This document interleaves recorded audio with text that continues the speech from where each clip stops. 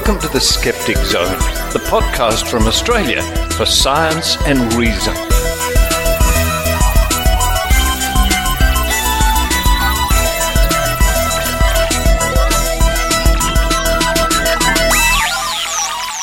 Yes, it's the Skeptic Zone podcast, episode number 547 for the 14th of April 2019. Richard Saunders here with you back in Sydney, Australia, and the weather's getting slightly cooler. April is a funny month.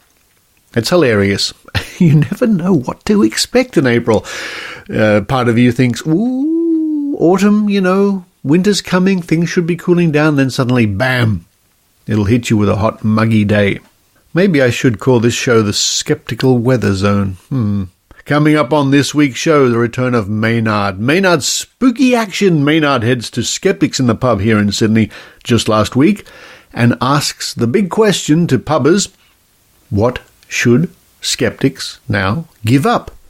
What's been done to death? What's dead wood? What topics should we just no longer bother with in the skeptical organisation? Or are there any?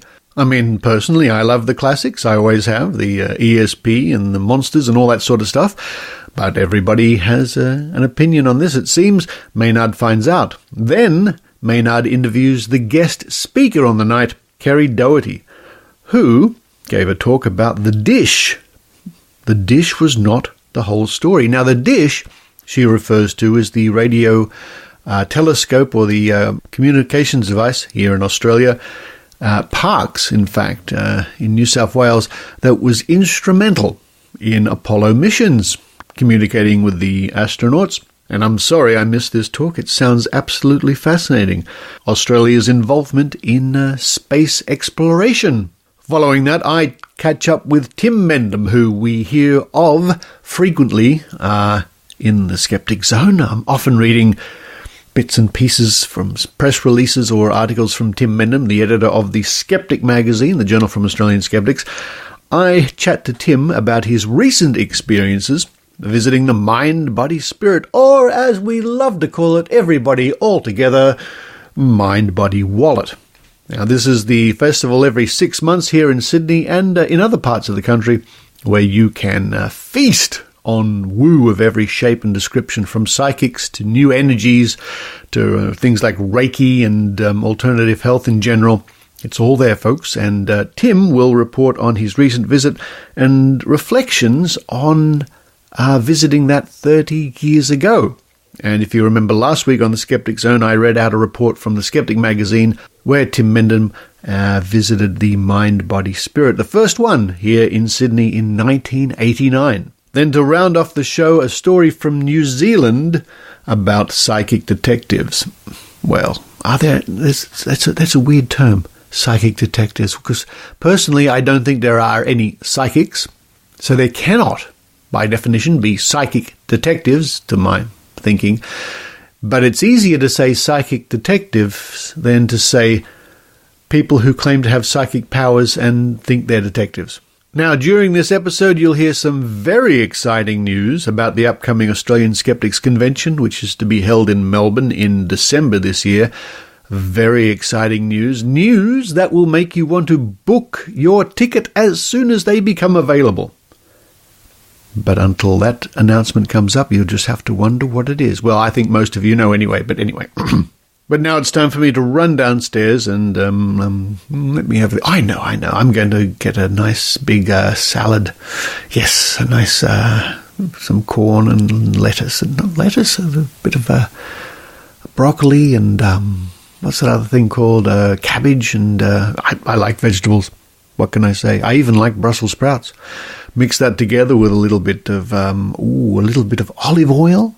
Mixed in with a bit of sesame oil, which is delicious, and a little bit of wasabi mixed in with that. Pour it all over the salad. Add a bit of tuna. While I do that, I hope you enjoy the Skeptic Zone.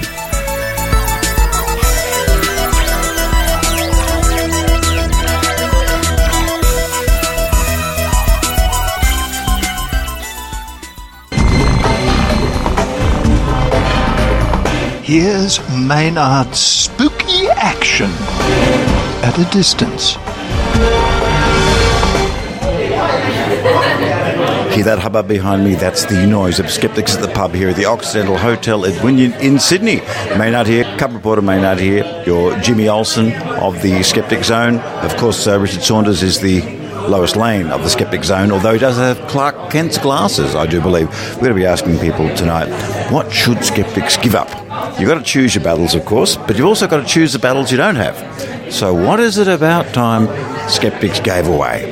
Well, the neckbeard, that's one thing. Certain facial hair affectations, another thing.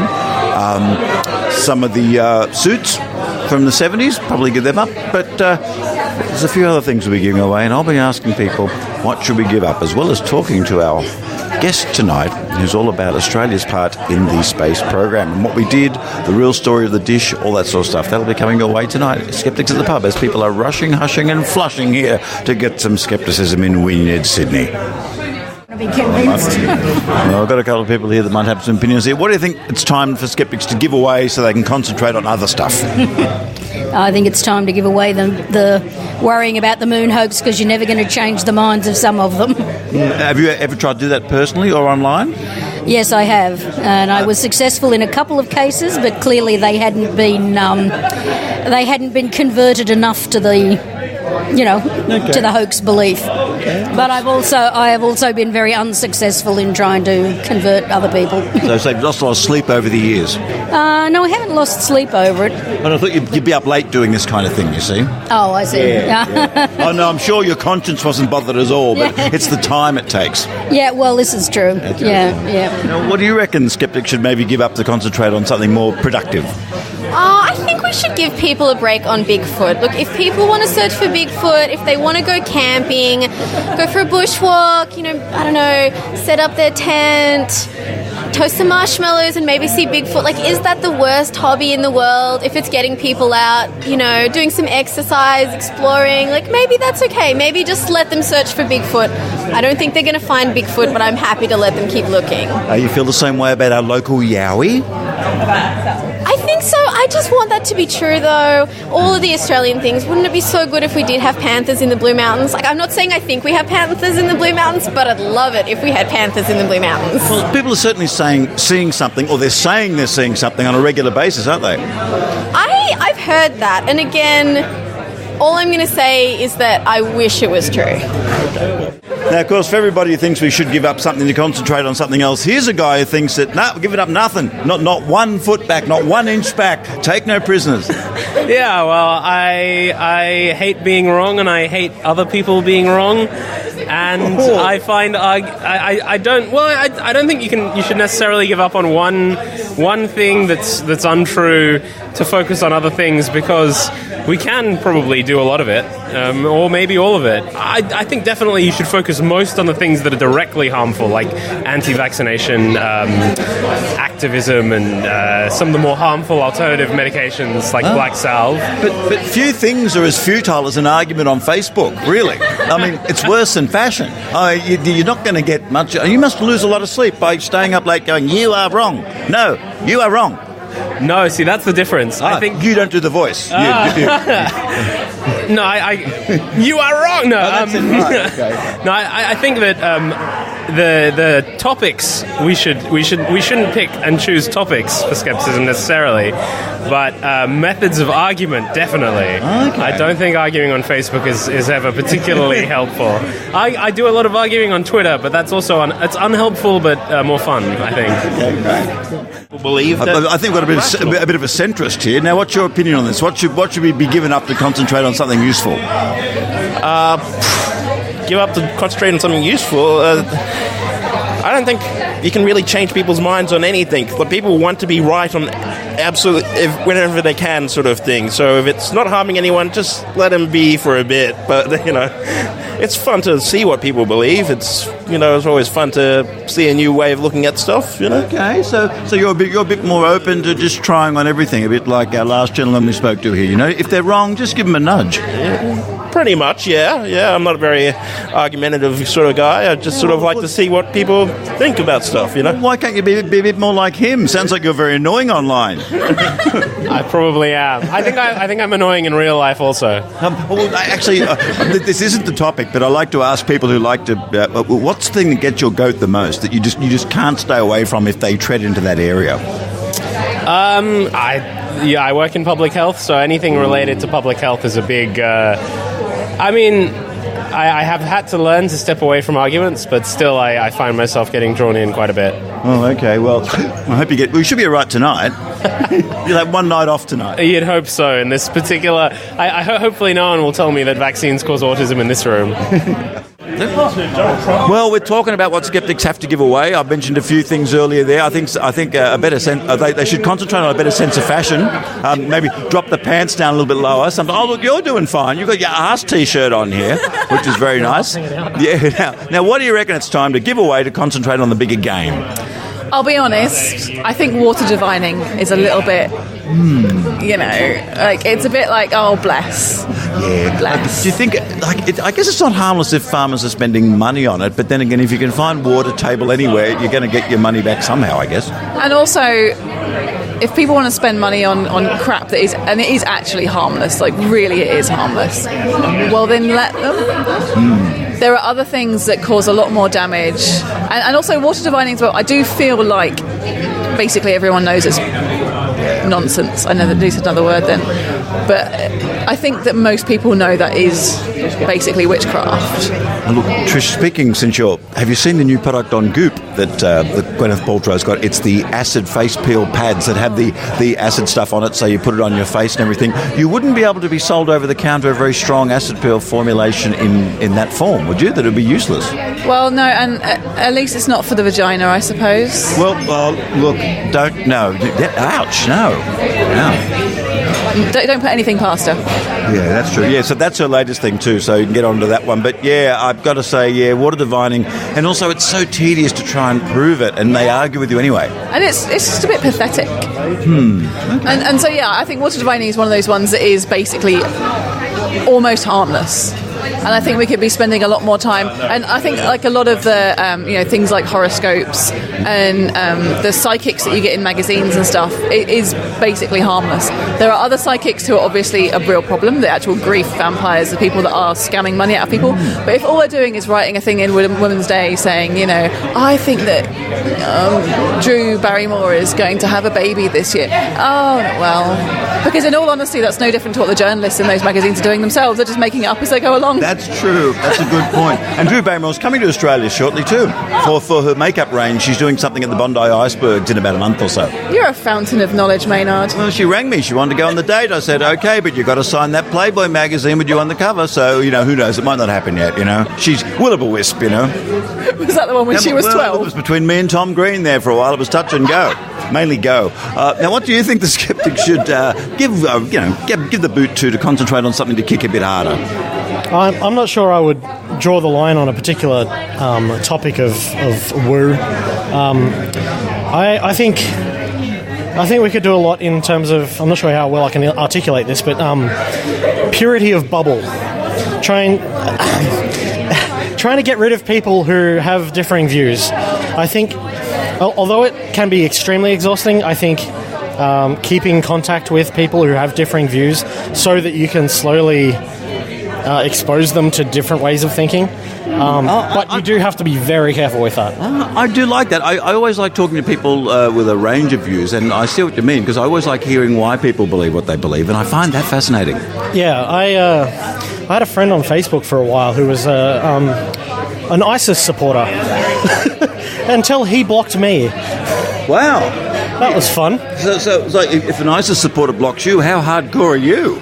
Not very, but wow. I certainly wasn't buying what they were selling.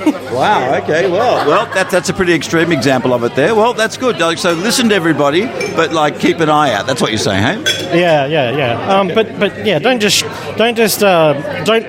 push a conversation so far that you drive people away from engaging, because then you're just isolating them. You're just creating these separate communities, and they all find each other and build up their strength with each other rather than mixing with you and more reasonable points of view. Okay, thank you. That's good. Yeah, there we go. Snuggle in.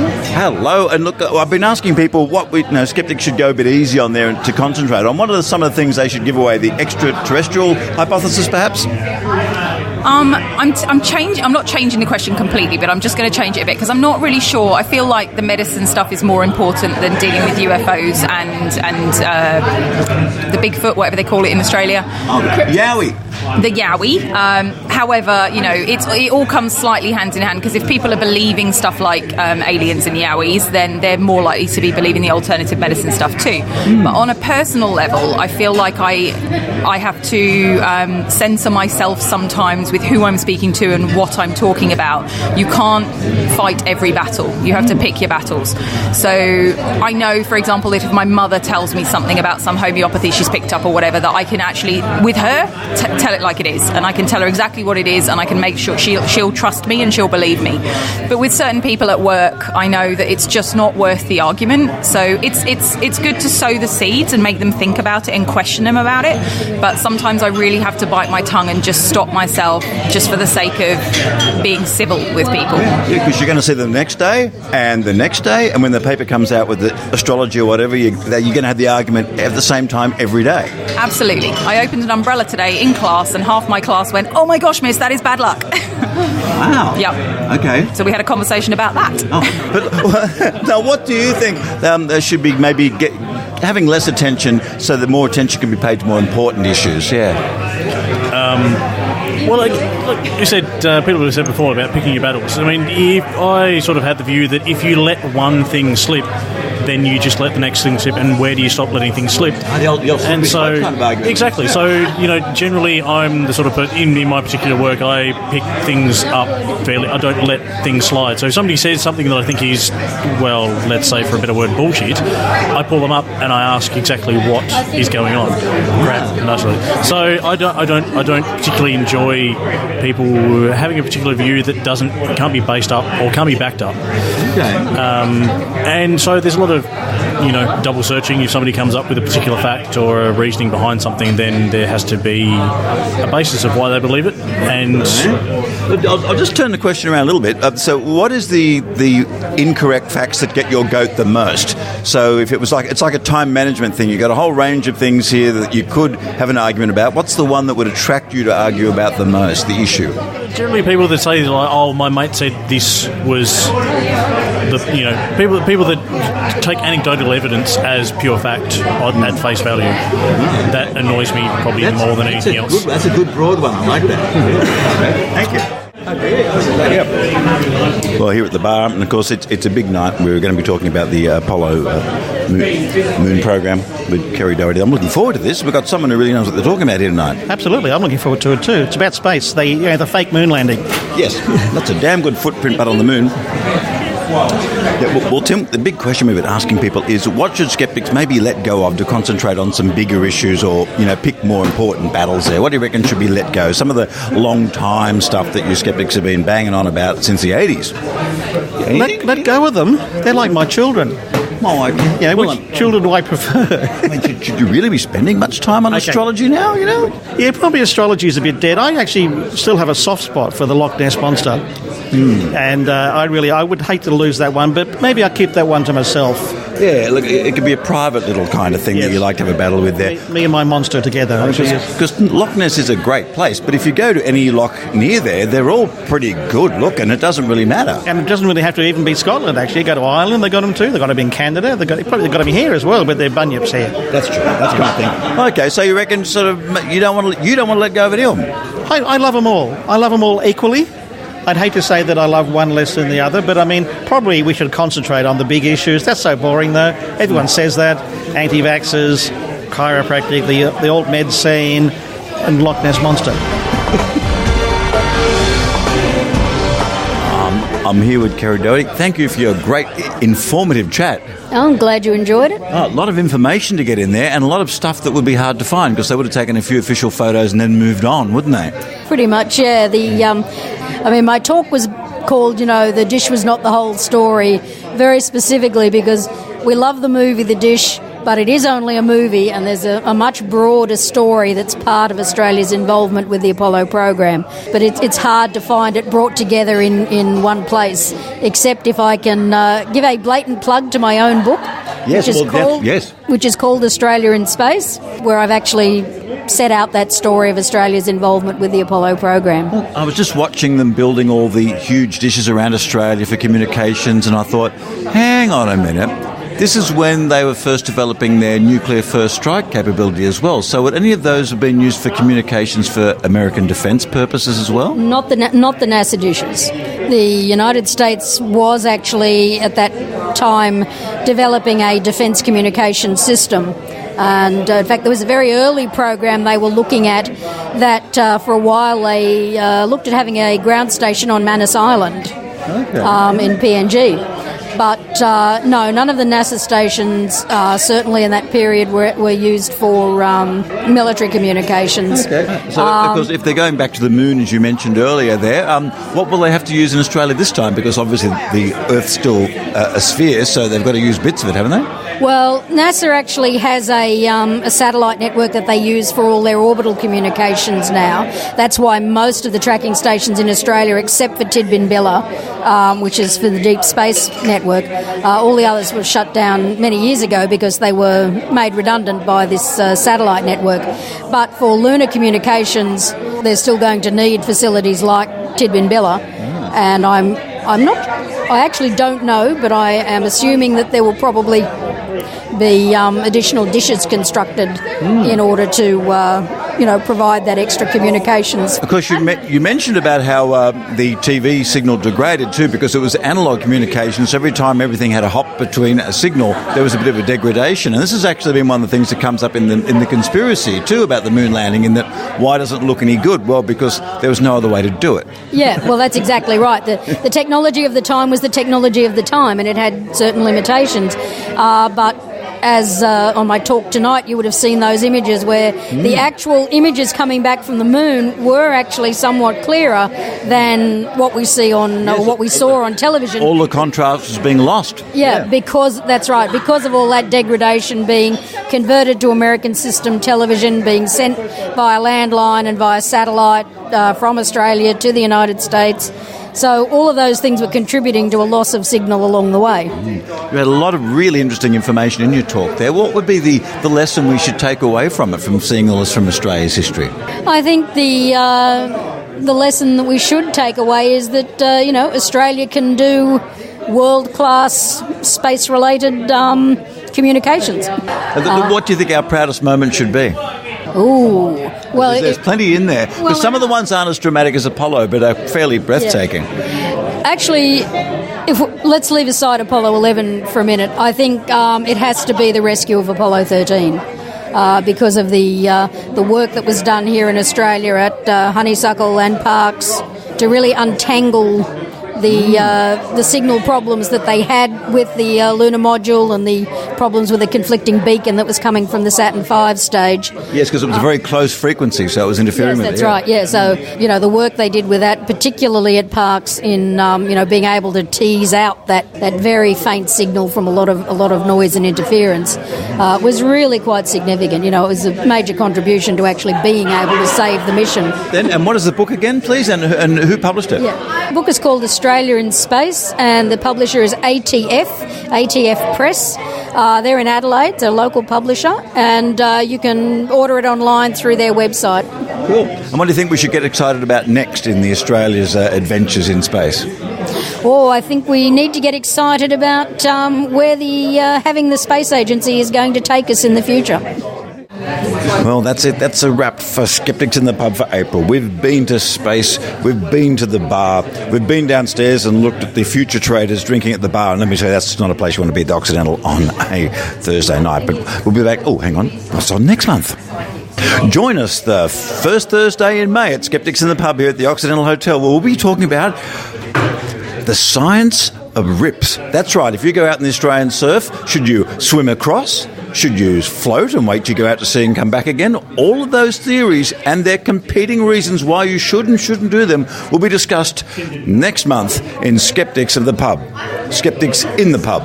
In the pub. I'm skeptic of the pub. Well, on this particular day, yeah. They put us on the wrong floor. Okay. And now it's back to Richard in the studio.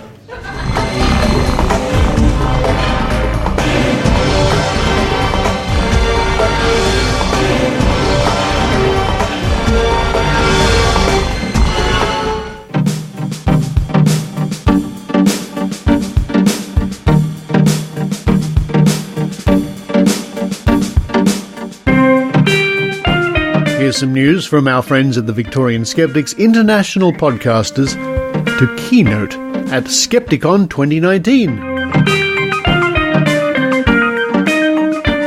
The news says, we are thrilled to announce that the entire team from the acclaimed international podcast, The Skeptic's Guide to the Universe, are to be the keynote speakers at Skepticon 2019. The Skeptic's Guide to the Universe, or SGU as it's known, is one of the most popular and respected podcasts on critical thinking, reason, and the public understanding of science. The first episode of the SGU podcast went online on the 4th of May 2005, and today is one of the most popular science podcasts on iTunes. The SGU team is also the authors of the best-selling The Skeptic's Guide to the Universe, How to Know What's Really Real in a World Consistently Full of Fake. As well as listening to the SGU speak, delegates will have the opportunity to mix with the team at the conference social events, including the Friday night meet and greet and Saturday night's conference dinner. Skepticon 2019 will include a range of other speakers from the local and international skeptic community. Further announcements will be made in the coming weeks. Early bird tickets for Skepticon 2019 will be available from the 1st of June.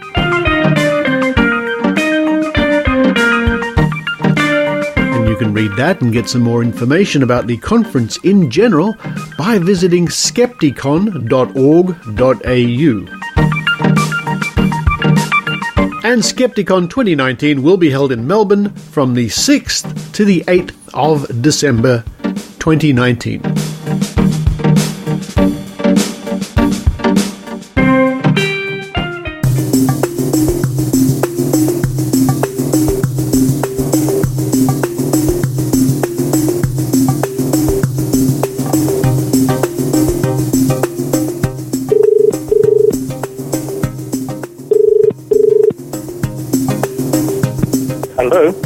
Tim Mendham. Hi there.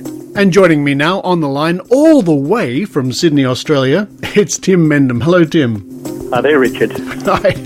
I say all the way from Sydney, Australia. It's sometimes of the day, depending on when you drive. The other side of Sydney, Australia can be like going to the far side of the moon, I think. It can be, yeah. It can be. Now, Skeptic Zone listeners are very familiar with Tim Mendham, of course. I'm often reading articles and reports and press releases from Tim Mendham, the editor of the Skeptic Magazine. And indeed, you would have heard Tim on this week's episode when he was interviewed by Maynard at Skeptics in the Pub. But last week, Tim, I read out a report you wrote 30 years ago about the very first Mind, Body, Spirit in Sydney. What do you recall from that? Oh, dear, it was 30 years ago, mate. It rather dates me, doesn't it? It does, yes. The interesting thing is it's the basic same products and things, the same sort of lack of incisive review of the products they have, but it's the crystals and the therapies and the psychics and the classic sort of stuff that goes with a New Age type festival. Now, I've seen over the years, I guess I've been going for about 10 plus years regularly. I've certainly seen things come and go, you know, odd little New Age whatevers, or a device or a machine or a modality, but there are some evergreens, aren't there? There always are, and which is rather sad that some of these things never changed. The crystals were there out in force, the aromas, the little burning of incense, that sort of stuff. Obviously the psychics themselves, they have a big room put aside for, it must be about 20, 30 psychics all sort of taking readings constantly. Yeah. There's the meditation people are there. And one of the things that does change is probably all the IT stuff is now coming in a bit more. obviously 30 years ago there wasn't a lot of personal computers and people doing that sort of analysis, and that's cropping up now, using those sort of tools rather than people's psychic powers to assess your health. Yeah, you make a good point, because one of the things we've noticed in the past, or for 4 years, is this device where one of them is called the Metatron, and for people not familiar, it's like a laptop computer you hook up by a pair of headphones to your head, and the idea is it sends vibrations from the laptop through your body, bounce back through the headphones and display your organs on the screen. I take it they were there again. They were there again, yes. Yeah, they were out there sort of doing exactly that. There were other sort of people using different tools. The Scientologists were there. Well, that's interesting you should say that, because in the article I read out last week from 30 years ago, they were there as well. Yeah, and they're still using their e-meter. Right. The fellow I was with went down and went for a reading, a test of his stress levels, etc., which is basically what the e-meter is supposed to do. And he told them, a lot of untruths, which they obviously couldn't differentiate from any truth that people had. E-meter just finds what it wants to find, or what the operator wants it to find. Yes. So it doesn't matter if you're telling the truth or not. It's just a gimmick. And again, you mentioned before, it's a lot of the same things like crystal healing. Yeah, a lot of crystal healing, a lot of spiritualists, a lot of supposedly Eastern, Tibetan philosophies and that sort of stuff. Meditation-based. There was an organisation doing meditation sessions. They were very friendly, actually, I must admit. I went in for a short 10-minute meditation session. It was rather hard.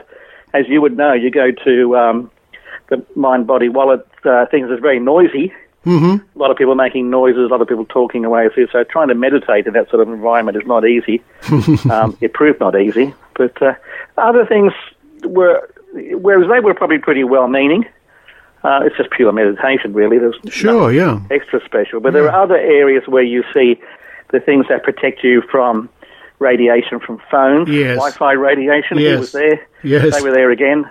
The ones that you plug in the wall where there's nothing inside them protect you from radiation. A different group, I know we dealt with some of these people before, but a different group is selling the same product. Really? Yeah. This is all based on this wonderful thing called orgone energy. That's right, yeah. I mean, there's a product called GeoCleanse. GeoCleanse, yes. Which is the one you plug into the wall.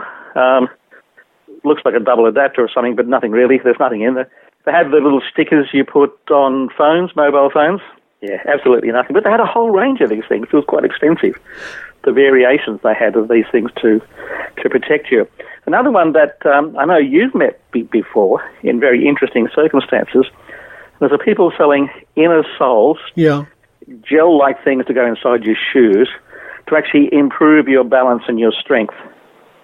And he was doing a test, and a test where you stand there with your hands, one fist inside another. Yes. And he pulls you down and shows what your balance is, and then puts you on these gel shoes and can't pull you across. Amazing. Instead of 10 years ago, you would have worn the Power Balance wristband. These days, you can use some special insoles, and mystically, the same thing happens. The interesting thing was he stressed very strongly that he has this TGA imprimatur. Oh, yeah. From the Therapeutic Goods Administration. And he says, I wouldn't do this unless I had this TGA, sort of license, if you like, to get the term he used. The trouble is, of course, that with the TGA listings, all you have to do is write in and say you do these things. Yes. And most of it's all computer-based, and the TGA doesn't test all that many of these things that are just there to be listed. Yeah. So he was using this, though, as a selling point. And I think that's something we should know very closely, which is what we've been saying to the TGA for some time, is that if they don't test it, anyone can say anything and claim that it's been approved by the TGA, which is a government body. And that we've seen them do this for years. They say, look, see, it's been approved by the government. And for your average punter, that means it must work. That's right. But he was stressing this. He made this a big point of his sales pitch. Yeah. And these gel things go for several $100s, so they're not cheap. So, but that really worried me. And I know that you've had dealings with this same fellow before. Yes, and many more of their sort of ilk doing these balance tests on a range of products over the years I've seen. Another thing, Tim, that I've always noticed over the years, and I wonder how it compares to 30 years ago, is you'll get stands selling things like some alkaline water or salts or the juices of this and that.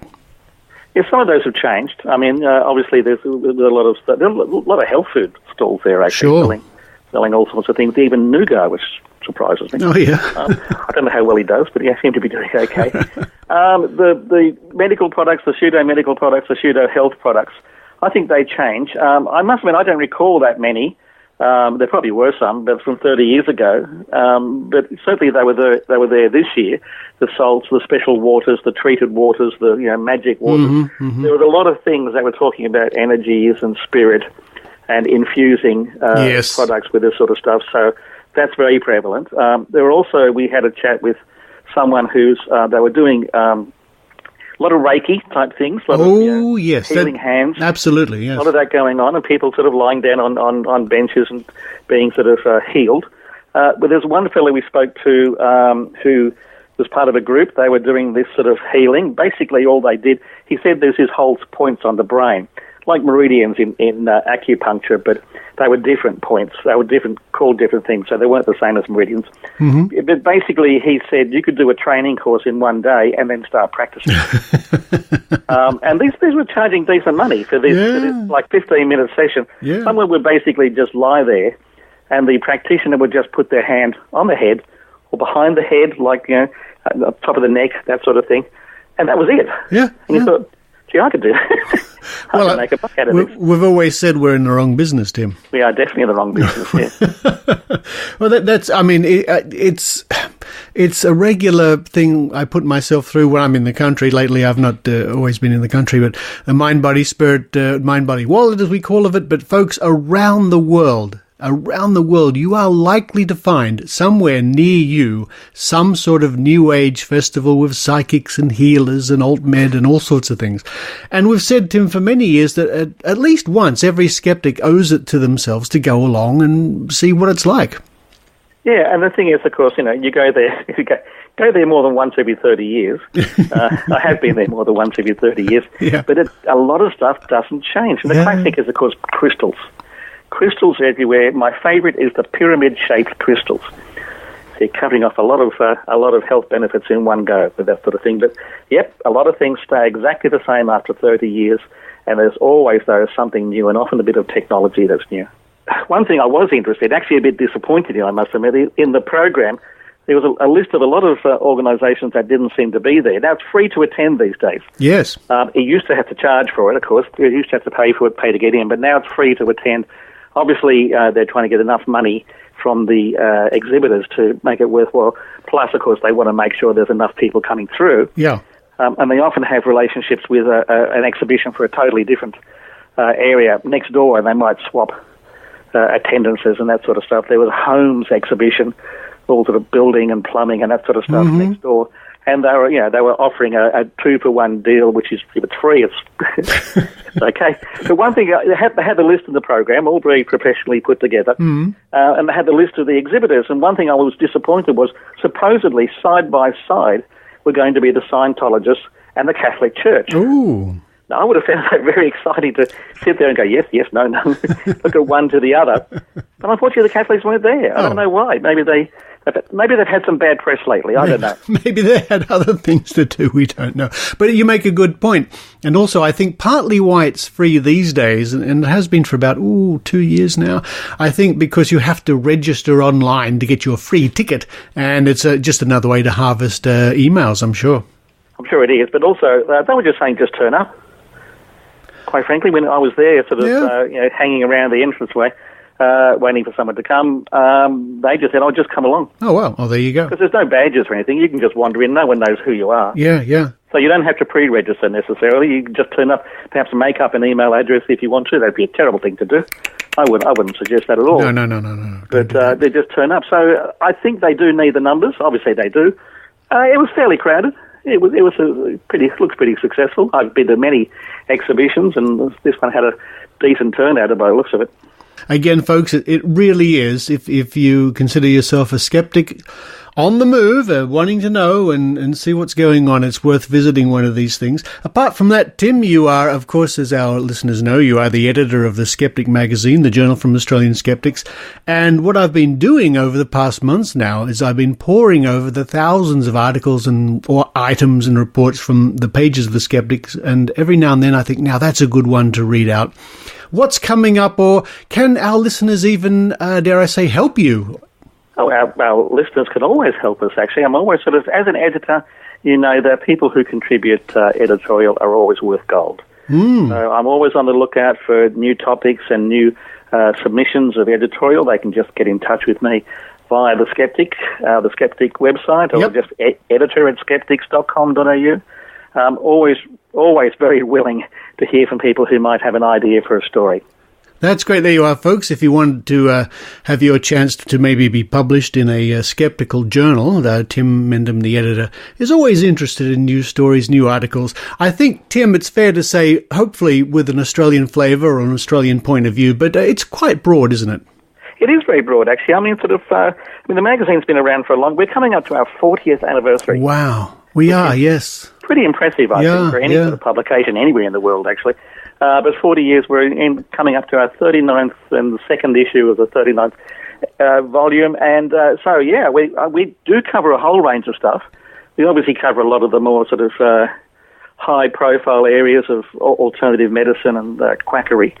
But we like to cover everything from the classic skeptics topics to all sorts of stuff. The interesting thing when you say an Australian tone or to these things, a lot of the stuff is universal. Yes. That's the sad thing. I mean, you do find the same anti-vaxxers and the same unknown creatures around the world. You do. Large, walking, ape-like creatures and anti-vaxxers are everywhere. I think maybe they go hand in hand. Who knows?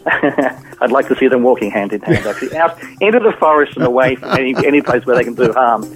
I think I'd have to agree with you there. Well, there you are, folks. There's the clue for you. If you want to get in touch with Tim Mendham, I'll add a link in this week's show notes, but it's easy enough. It's skeptics.com.au, and you can take it from there. Well, thank you very much, Tim. I look forward to catching up with you soon, and maybe, who knows, we can explore another mind-body wallet together. Okay, and repair my energies. Yes, like that.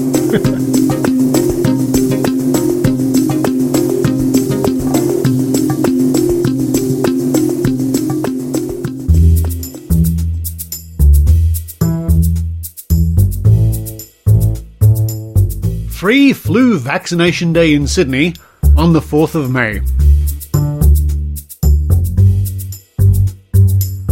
Getting vaccinated against seasonal flu protects you and your community. So Australian Skeptics Inc. is once again hosting a free flu vaccination clinic. This will be held at the East Sydney Doctors on Saturday the 4th of May from 2 p.m. Vaccines are free for attendees, although some people may already qualify for free vaccines under the National Immunisation Program. Any unused vaccines will be donated to the East Sydney Doctors to distribute to the community. East Sydney Doctors is located at 102 Burton Street, Darlinghurst, New South Wales. Don't forget to bring your Medicare card, and if you're interested in attending, simply register your interest at the links in this week's show notes or visit www.skeptics.com.au.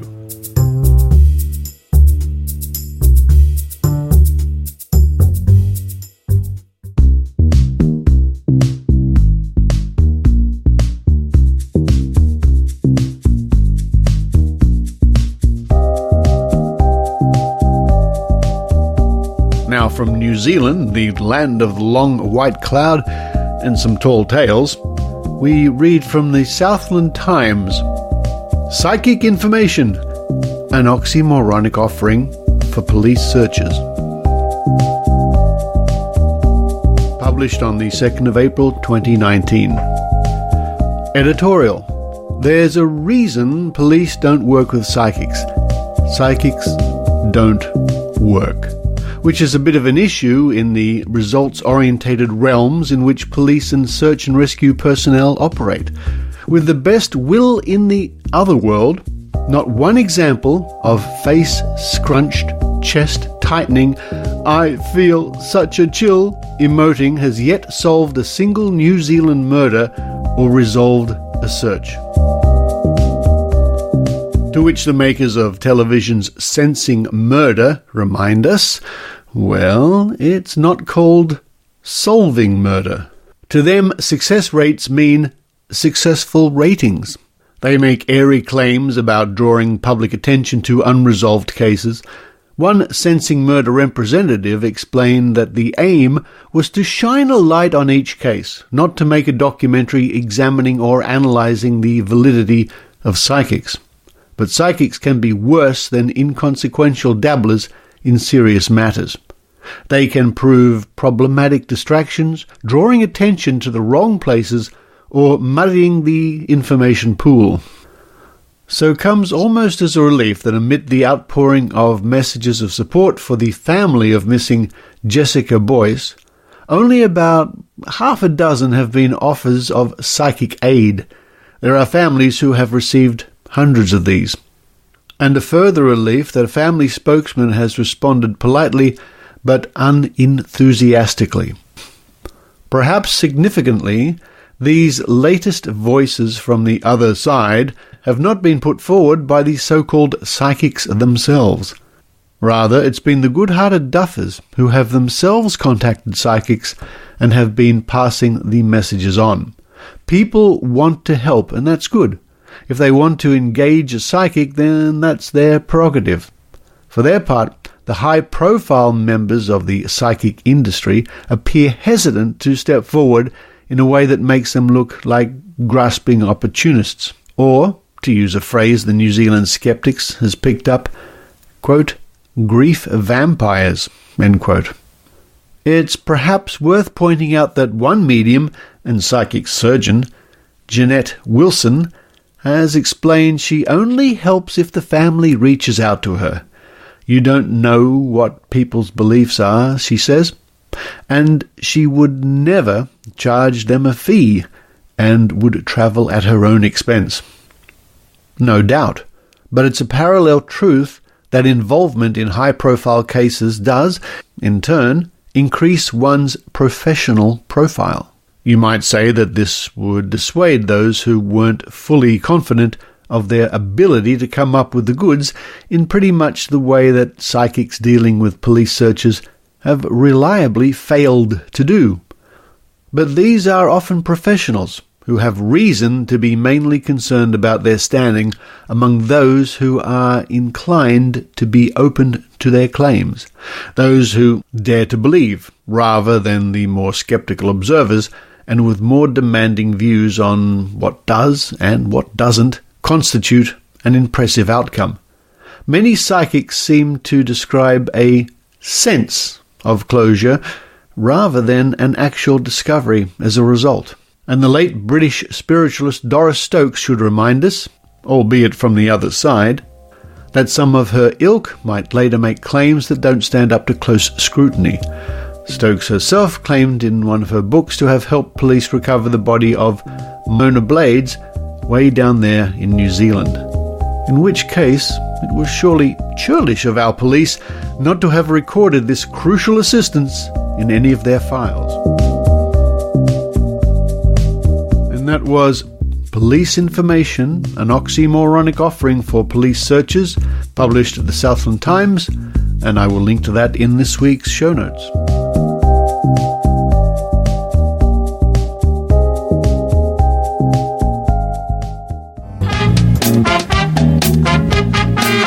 Are you tired of going out and not being able to find the kind of music that you like to dance to? Like that?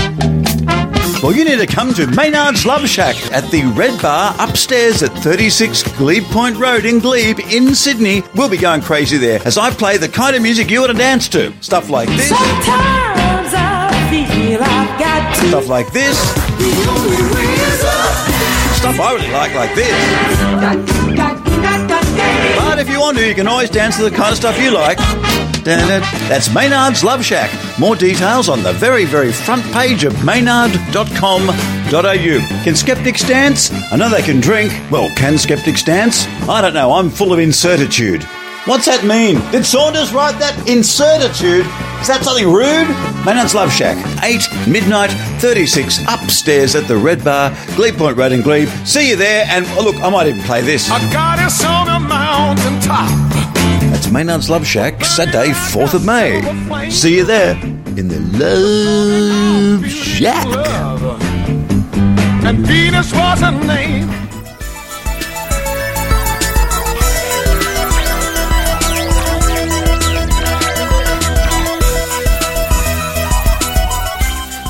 Thank you for listening to the Skeptic Zone. It's nice to be back in the Skeptic Zone studios because I can use my proper microphones when I'm in the field, as it were. When I was in California during the last month, I was, well, more or less using my iDevices, my iPad, my iPhone, and occasionally I would put in a little Zoom microphone onto the iPhone, which seemed to work quite well. But now I'm back here in the studio, I can use the nice Sennheiser shotgun microphone I do for voice work.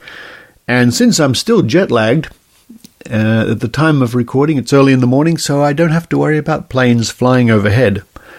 I'm sure these little details mean a lot to you.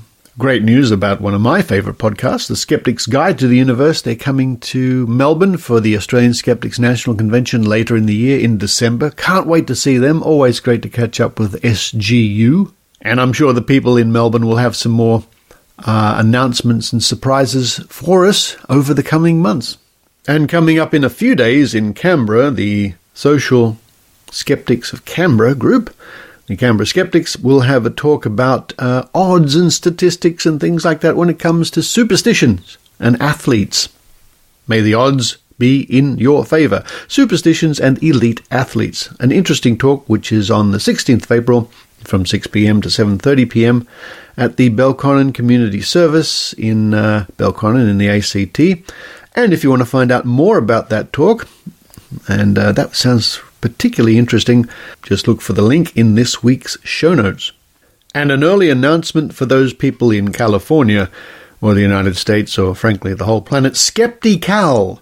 Skeptical is the Northern California Conference on Science and Skepticism, a day-long event with speakers and discussions on critical thinking. Skeptical 2019 will be held on Sunday, June the 9th, at the Hyatt Regency San Francisco Airport. Registration is now open. I'll put a link in the show notes. I was there last year, and what a wonderful day it was. It was in Berkeley last year, in fact.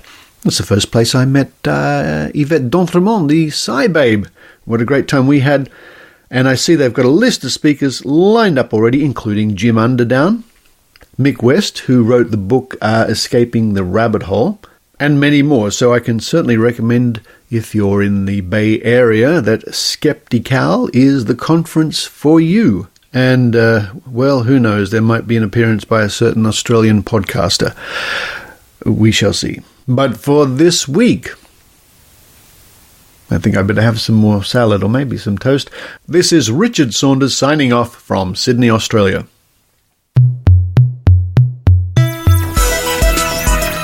You've been listening to the Skeptic Zone podcast. Please visit our website at www.skepticzone.tv for show notes, contacts, and to access the back catalogue of episodes going back to 2008. You can follow the Skeptic Zone podcast on Twitter at Skeptic Zone, visit our Facebook page, or leave a review on iTunes. You can also support the Skeptic Zone via Patreon or PayPal. The Skeptic Zone podcast is an independent production. The views and opinions expressed on the Skeptic Zone are not necessarily those of Australian Skeptics or any other skeptical organisation.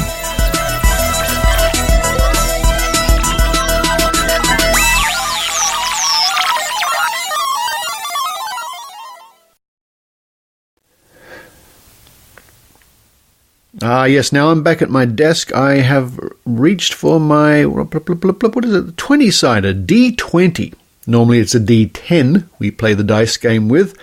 For those people unfamiliar with this, every now and then I just roll a die. It can be a 6-sided or a 10-sided or a 3-sided. Sometimes it's even a 60-sided. Today it's 20. And I want you to use your... I always giggle when I say it. Your psychic powers, your powers of prediction. And see if you can match my roll of the dice here, which occurred in the past. Of course, because this is a pre-recorded show, but you don't know what the result is, even though it's happened. But it hasn't happened for me. Yet. Or you. Sort of. I should write a movie about that. Here we go. Roll number 1.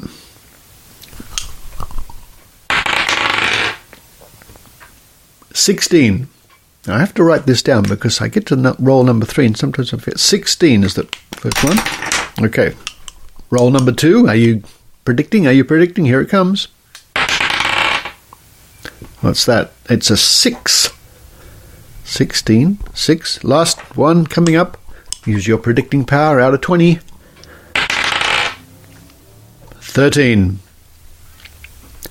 Be interesting one day to do a sort of a little mind game, thought experiment, to see how easy it is for someone like a numerologist to make anything out of numbers. Here we've got 16, 6 and 13. Well, look, 2 6s. How about that? And we've got a 3, and you know what 2 3s are? They're 6. I mean, it all just makes sense. And we've got 2 1s in there. We've got a 1 for the 16, 1 6, and a 1 3 for the 13. 2 times 1, that's 2, and 2 3s are 6. You see? It all makes sense.